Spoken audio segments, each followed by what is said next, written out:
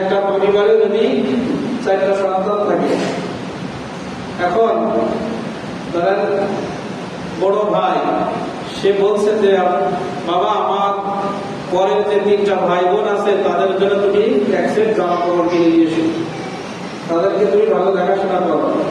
এখন বলেন বাবা কি বড় ভাই বাদ দিয়ে ওই পরের 3টা দেবে না 3টার জন্য যখন বাবা আমার কাপড় চোপড় কিনবে তা বড়টার জন্যও কিনবে, তা নিজেরটা বলা লাগলো না। আর ওই 3 ভাই কিন্তু বড় ভাই করে খুশি হয়ে গেল, আমার ভাই আমার জন্য না নিজের জন্য আছে আমাদের জন্য চেয়েছে। এই পরের 3টা ভাই বোনের জন্য চাওয়ার কারণে বড়টা পোশাকও পেল আর ওই 3 ভাই বোনের দোয়া পেল, ভালোবাসা পেয়ে গেল অটোমেটিক। এবং ওই বাবা মা যদি শিক্ষিত হয় তো অবশ্যই ওই বড় ছেলেকে আজীবন মনে রাখবে যে আমার বড় ছেলের কারণে আজকে আমার ঘরের পরিবেশটা ভালো আছে। আমাদের স্ত্রীরা যদি বলে তুমি ঈদের সময় অবশ্যই তোমার বাবা মার জন্য কাপড় চোপড় কিনবা, তোমার নিজের বোন বোনের জন্য কিনবা, তাহলে কোনো স্বামী কি তার স্ত্রীর বাদ দেবে? কিন্তু আমাদের স্ত্রীরা বলে আমারটা আগে দরকার, তোমার বাবা মা কি পেলো না পেলো এটা আমার দেখার বিষয় না, আমারটা আমি পেলে হয়েছে। কিন্তু যদি সে চালাক হতো, সে যদি হাদিস জানতো, সে যদি শরিয়াত জানতো, ওই মহিলা যদি ইসলাম জানতো, সবসময় স্বামীকে বলতো তোমার বাবা মা থেকে তুমি বেশি খেয়াল করো। আমাদের স্ত্রীরা যখন আমাদের বাবা মার ব্যাপারে গড়িমসি করে, নিজের জন্য বেশি বেশি পায়, বুকে হাত দিয়ে বলেন তো স্ত্রীর প্রতি আমাদের মহব্বত থাকে? যতই সামনাসামনি আমরা তাদেরকে মহব্বত দেখায়, আমার বাবা মাকে যখন সে প্রাধান্য না দেবে তখন আমার মনের ভিতরে কিন্তু তার প্রতি একটা ঘৃণা তৈরি হয়ে যাবে। কারণ যে যাই বলুক প্রত্যেক সন্তান ছেলে মেয়ের তার বাবা মার প্রতি সে দুর্বল, সে কখনো চায় না আমার বাবা মাকে আমি ফেলবো। কারণ সে জানে আমার এই সন্তানকে আমি যত কষ্ট করে মানুষ করতেছি একই কষ্ট আরো এর থেকে বেশি আমার বাবা মা আমার জন্য করেছে। আমার 2টা সন্তান আছে, আপনাদের 2টা সন্তান আছে। আপনি তো চোখের সামনে দেখেছেন আপনার স্ত্রীর কষ্ট পেটে থাকা অবস্থায়, আপনি ছোটবেলায় দেখেছেন আপনার স্ত্রীর পেটে সন্তান থাকা অবস্থায় কি কষ্ট তার হয়েছে, এবং দুনিয়া আসার পরে আপনারও কি পরিমাণ কষ্ট হয়েছে, আপনার স্ত্রীর কি পরিমাণ কষ্ট হয়েছে, এটা আপনি আমি কিন্তু চোখে দেখেছি। এজন্য আমাদের অনুভব করতে হবে আমার সন্তানকে মানুষ করতে গিয়ে আমার এবং আমার স্ত্রীর যদি এত কষ্ট হয়ে থাকে তাহলে আমার বাবা মার বেশি না হলেও এটুকু তো হয়েছে। এই চিন্তা করলে তো নিজের বাবা মার প্রতি অনীহা, ঘৃণা এবং তাদের দেখাশোনা না করার ব্যাপারে আমাদের যে অনীহা বা আমাদের যে দুর্বলতা এগুলো থাকে না। এজন্য আমরা বেশি বেশি অন্যের জন্য, আমরা প্রায় নামাজে বলি না যে রব্বির হামহুমা কামা রাব্বায়ানি সগীরা, আমাদের বাবা মা যারা অতীত হয়ে গেছে আমাদের চোখের সামনে না। আমার ভাই একজন ভাই বিদেশে থাকে, ঢাকাতে থাকে, আমাদের মুমিন ভাই বোন পৃথিবীর বিভিন্ন প্রান্তে আছে, তারা যারা কষ্টে আছে আল্লাহ তুমি তাদেরকে ক্ষমা করো, তুমি তাদেরকে ভালো রাখো। এই দোয়া করলে আল্লাহ যখন তাদেরকে দেবে আমার না দিয়ে দেবে? বলে আল্লাহ তাআলা যখন দেবে আমাকে বাদ দিবে কোনদিন? সাধারণ আমার সমাজ বলছে আমি যখন আরেকজনের জন্য করব তখন অটোমেটিক আমারটা মানুষকে, আমি যদি আপনাদের জন্য দোয়া করি তা আপনারা আমার জন্য করবেন না? করবেন কিনা? আমি সবসময় যদি আপনাদের জন্য দোয়া করি, আপনাদের বিপদের পাশে যাই, তা আমার জন্য দোয়া করার কথা কি আপনার বলা লাগবে? আপনার বিপদে যদি আপনার পাশে না যায়, আপনার জন্য যদি আমি দোয়া না করি, আপনার কাছে আমি চাইলেও আপনি আমার জন্য দোয়া করবেন না। আর আপনাদের জন্য যদি বেশি বেশি দোয়া করি, আপনাদের বিপদ আপদ যদি আপনার পাশে যায়, আমার মুখ ফুটে বলা লাগবে না, আমি বিপদে পড়লে আপনারা অটোমেটিক আমার পাশে ছুটে যাবেন। আর যদি আমি না যাই তখন আপনি গড়িমসি করবেন। এজন্য আমরা অন্যের জন্য দোয়া করব, তাহলে আমাদেরটা অটোমেটিক হবে। এটা কিন্তু আমাদের বানানোর কথা না। রাসূল সাল্লাল্লাহু আলাইহি ওয়াসাল্লাম আমাদের শিখাইছেন যে ব্যক্তি বুদ্ধিমান, যে ব্যক্তি তার দোয়া কবুল করাইতে চায়, সে যেন বেশি বেশি তার মুমিন ভাইদের জন্য দোয়া করে যে তার সামনে অনুপস্থিত, যে তার সামনে উপস্থিত না এমন মুমিন নরনারী।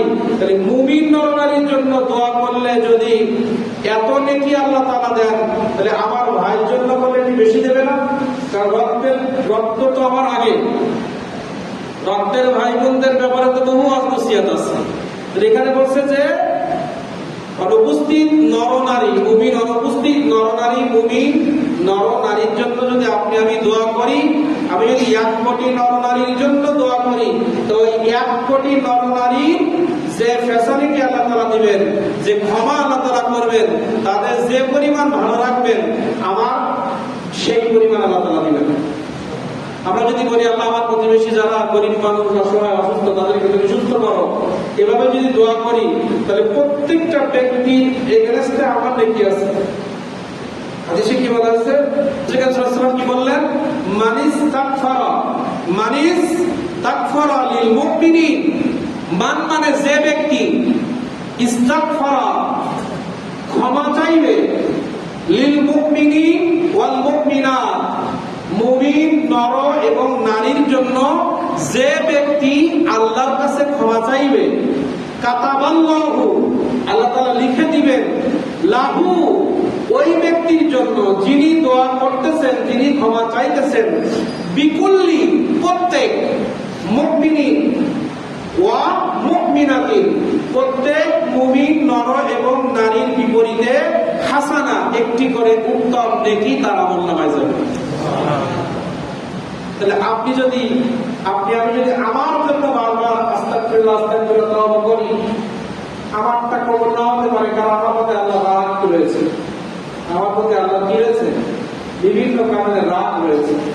কিন্তু আমি যদি অন্যের জন্য আল্লাহর কাছে ক্ষমা চাই, যে আল্লাহ আমার বাবা অসুস্থ, আমার মা অসুস্থ, আমার বোনটা অসুস্থ, আমার বোনাইটা অসুস্থ, আমার চাচাচাচি অসুস্থ, খালাখালু অসুস্থ, আল্লাহ এই আরাকানে আবার মুসলমানদের উপরে কঠিনতম কঠিন নির্যাতন, চোখ বেঁধে, হাত পা বেঁধে তাদেরকে মানে গরু আমরা যেভাবে ধরি তার থেকে কঠিন ধরা, গরুকে আমরা যেভাবে বাঁধি, পশু যেটা জবাই করার অনুমতি আছে, আর যে মানুষকে হত্যা করা হারাম, সেই মানুষগুলোকে গরুর থেকে আরো কঠিন ভাবে বেঁধে, এই এখন বর্তমান সংবাদ বলছি, এখন বর্তমানে আরাকানে আবার মুসলমানদেরকে ধরে ধরে আগের মতো তাদের কলিজা কেটে ফেলতেছে।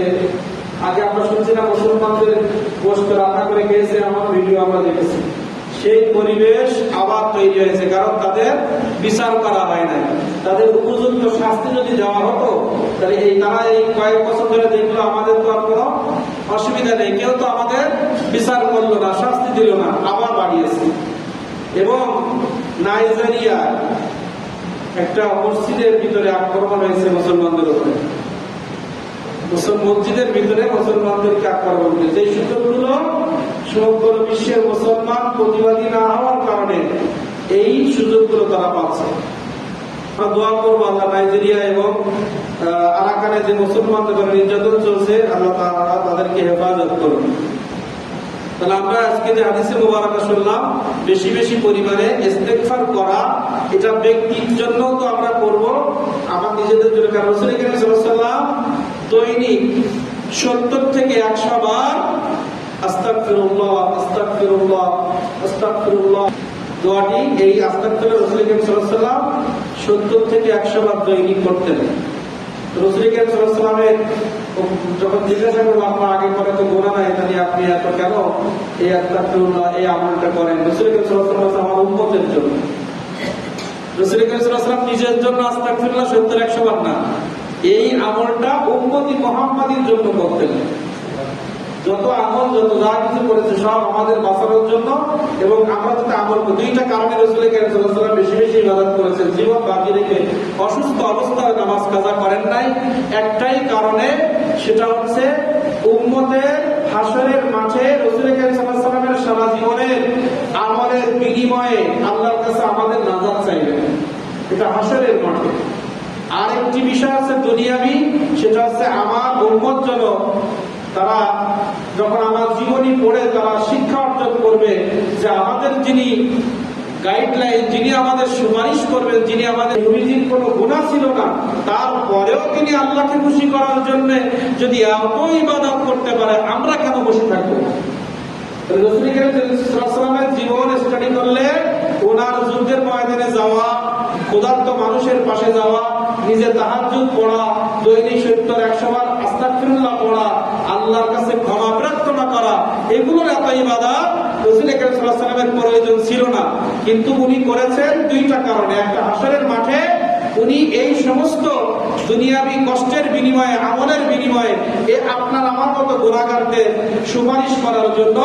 আর দুনিয়াতে যখন আমরা বিপদে পড়ব, তখন রাসূল আকরাম সাল্লাল্লাহু আলাইহি ওয়াসাল্লামের জীবনের আমল থেকে আমরা শিক্ষা নিব যে আমাদের নবীজি যদি এত আমল করতে পারে, আমরা কেন পারবো না, আমরা কেন করবো না। আমরা যদি বেশি বেশি ইবাদত করি, আমল করি, এই কারণে রাসূল আকরাম সাল্লাল্লাহু আলাইহি ওয়াসাল্লাম এত কষ্ট করেছেন।